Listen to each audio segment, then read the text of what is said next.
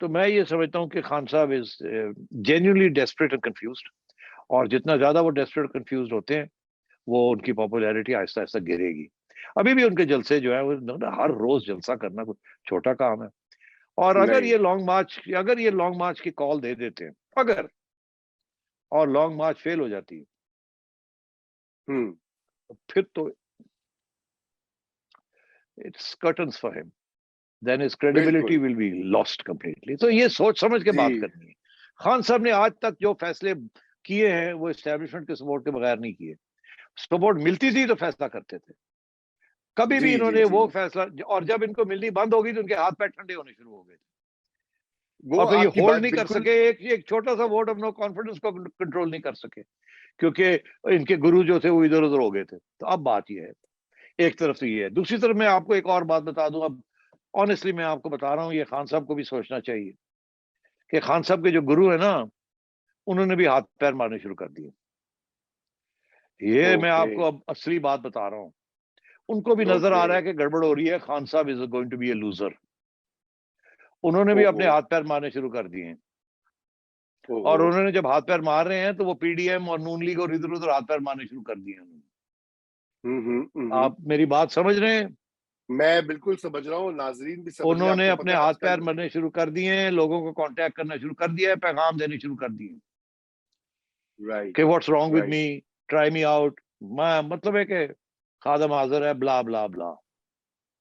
तो अगर ये बिल्कुल। सूरत हाल है तो that for me is an indication कि खान साहब is now fast on a losing track. Right. Last right. Desperation कि खान साहब और उनके गुरु आर नाउ फ्लाउंडरिंग। तो इसलिए ये जिन लोगों को राब्ते हो रहे हैं, ये जो राब्ते करने की कोशिश की जा रही है पीडीएम के लोगों के साथ, उनको भी पता होना चाहिए कि ये डेस्परेट मेजर्स हैं, and not to get taken in by these last late minute manoeuvrings. अब बोलिए लेकिन अब आप। नहीं, देखिए आपने तो काफी कुछ कह दिया, अब मैं क्या उसमें बोलूं, खुसूसन गुरुज के जो हवाले दिए। लेकिन सेठी साहब, उससे पहले मैं आप दो बातों पर मैं फोकस करूंगा। एक तो ये है कि ये बात आपकी ठीक है कि वो उनकी कैलकुलेशन ये है कि अगले साल तक थिंग्स विल बी कुछ बेहतर हो जाएंगी, उनको उम्मीद है। लेकिन अभी जो पाकिस्तान का हाल है इस वक्त, आप देखें डॉलर की कीमत जो है वो तारीखी हाई पर पहुंच गई, और दुनिया भर में जाहिर बात है उसका असर पाकिस्तान पे भी आ रहा है, हम पे ज्यादा उसका पड़ रहा है। और दूसरा जो प्रॉब्लम बहुत बड़ा है वो ये कि सैलाब के बाद जो पाकिस्तान के अंदर रिहेबिलिटेशन होनी है, इंफ्रास्ट्रक्चर को रीबिल्ड करना है, रिलीफ देना है, अभी तो उसके भी पैसे नहीं है। वो भी इधर उधर से मांग रहे हैं, अपील्स कर रहे हैं। अभी देखें यूएन की जनरल असेंबली के ऊपर भी फॉरेन मिनिस्टर बिलावल भुट्टो और शहबाज शरीफ और उनकी पूरी टीम यही चीज करते आए। वो हर एक जगह से कह रहे जी आप देखें दुनिया ने क्या कर दिया, अभी मस्त भी आपको पता है रेपरेशन तो अभी नहीं आएंगी इस तरह से, कोई वेस्ट ने कहा देना है। लेकिन ये जितने माशी हालात तंग रहेंगे, अवाम सेठी साहब उनको तो महंगाई ने मार डाला इस वक्त। तो मुझे नहीं समझ आता कि खान साहब की पॉपुलैरिटी वेन कैसे करेगी, क्योंकि उसका फायदा हमेशा अपोजिशन की पार्टीज को जाता है हिस्टोरिकली, जहां पे इन्फ्लेशन होती है। तो खान साहब की ये भी तो कैलकुलेशन होगी, या उनके और जो उसके अलावा भी उनके जो मुशीर हैं, गुरु तो चलिए और अलग होते हैं, वो भी तो कह रहे होंगे ना कि देखिए देखिए आपका आपका जो ग्राफ है वो स्टेबल रहेगा या और ऊपर जाएगा। क्या समझते हैं इस पॉइंट ऑफ व्यू के अगर बारे में? ऐसी बात होती रजा, तो वो क्यों इंसिस्ट करते कि कल इलेक्शन कराओ, फिर आराम से बैठते। वो जो फलसफा इसके पीछे है, जो आप बात कह रहे हैं, वो यही है ना। ये तो और गलतियां करेंगे, ये तो और हम्म। मुश्किल इनके ऊपर गिरेगी, आसमान इनको के ऊपर और गिरेगा। तो फिर गिरने दो, राइट। तो आराम अगले साल तक इंतजार कर लो फिर। तो ये हकीकत राइट। नहीं है जो आप कह रहे हैं, ये ऐसे नहीं है। दे आर जेन्युइनली वरीड कि अब पॉपुलैरिटी गिरेगी, बढ़ेगी नहीं ओवर टाइम। अगर इनका ख्याल होता कि बढ़ेगी ओवर टाइम, तो फिर ये आराम से बैठते। क्योंकि देखिए, यही आर्ग्यूमेंट दी जा रही थी पीडीएम को कि आप क्यों इसको गिराते हैं इस वक्त, नवंबर में, दिसंबर में, जनवरी में, फरवरी में, मार्च में। ये तो ऑलरेडी बहुत बुरा हाल है इसका, एक साल और गुजारेगा ये तो बिल्कुल खत्म हो जाएगा, फिर हम आराम से आएंगे। यही फलसफा करेक्ट। उनको दिया गया था। उन्होंने ये फलसफा नहीं माना कि इंतजार वाला। उन्होंने कहा नहीं, we have to strike now, नहीं तो ये और ये गुरु आ जाएंगे तो पता नहीं और क्या कर लेंगे, पॉपुलैरिटी और नो पॉपुलैरिटी। इन्होंने ये ऐसे कर के तो फिर भी इकतदार में पकड़ के बैठे रहना है। उन्होंने फैसला किया to get on with it. अब इन्होंने फैसला किया कि we will not let go till next year. और अगर खान साहब को ये एहसास होता, ये यकीन होता कि ये और भी अपने ऊपर आसमान गिरेगा इनके ऊपर, और भी अवाम इनसे नाराज होगी, ये फ्लड्स के बाद, ये सब के बाद तो रहने दे उन्होंने, क्या फर्क पड़ता है? फिर मैं जब आऊंगा 2/3 क्या, मैं 3/4 लेके आऊंगा।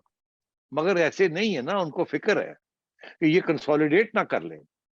और मैं आपको बता दूं कि कंसोलिडेशन के जो आपको साइंस है ना, वो आपको अगले महीने नजर आने शुरू हो जाएंगे कि कंसोलिडेशन कैसे हो रही है। और ये फिक्रमंद है। अब मैं आपको बताता हूँ कैसे कंसोलिडेशन होगी। जी जरा ये बिल्कुल, इट्स एन मैं भी तो इम्पोर्टेंट अंदाज दे पॉइंट। गया हूँ। अच्छा ठीक है, दसो। मैं तो नहीं करनी, किसी और ने करनी है, मगर आई कैन इमेजिन। हाँ पहली बात तो ये है कि इंटरनेशनल कम्युनिटी से कुछ ना कुछ असिस्टेंस आपको अगले 30 डेज के अंदर आनी शुरू हो जाएगी। How much I can't say, but definitely something will come. इस वक्त international community is genuinely concerned, और they will make an effort to give you something और द अदर।